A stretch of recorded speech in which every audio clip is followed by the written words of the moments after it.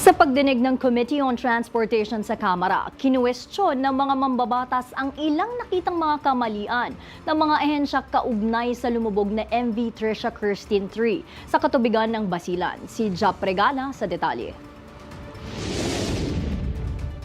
Sa pagpapatuloy ng investigasyon ng House Committee on Transportation na pinamumunuan ni Chairperson Franz Pumaren, binigyan diin ang agarang pag-alam sa sanhi ng paglubog ng MV Trisha Kirstine 3 sa Basilan noong Enero. Sa pagdinig, nagbigay ng update ang Philippine Coast Guard. Ayon sa PCG, umabot na sa 293 na individual ang nailigtas habang 65 na bangkay ang na-recover mula sa insidente. Magpapatuloy pa ang mga technical divers ng PCG ng huling pagsisid upang matiyak na wala nang maiiwang biktima sa loob ng lumubog na barko.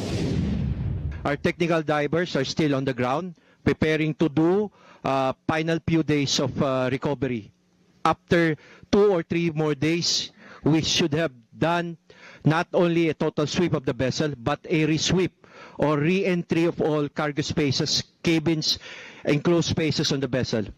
At which point, we will be sure that no bodies are still inside the sunken ill-fated MV Trisha Kirstine 3. Ayon pa sa PCG, tanggal din sa pwesto at ang iba ay suspendido ang ilang mga tauhan na napatunayang may pagkukulang sa lumabas na investigasyon ng Hanay.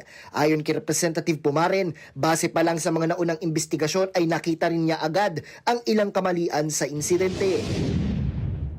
Mali na kagad coming from this, yung global port, you have to answer but hindi nyo tinimbang to. Pangalawa, yung sa PCG, nakita ng medyo tabingi, pinayagan pang umandar. Okay?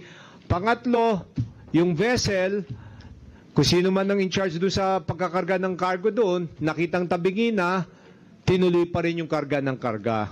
So anyway, those are the 3 things that for me, naka-highlight na mali kaagad.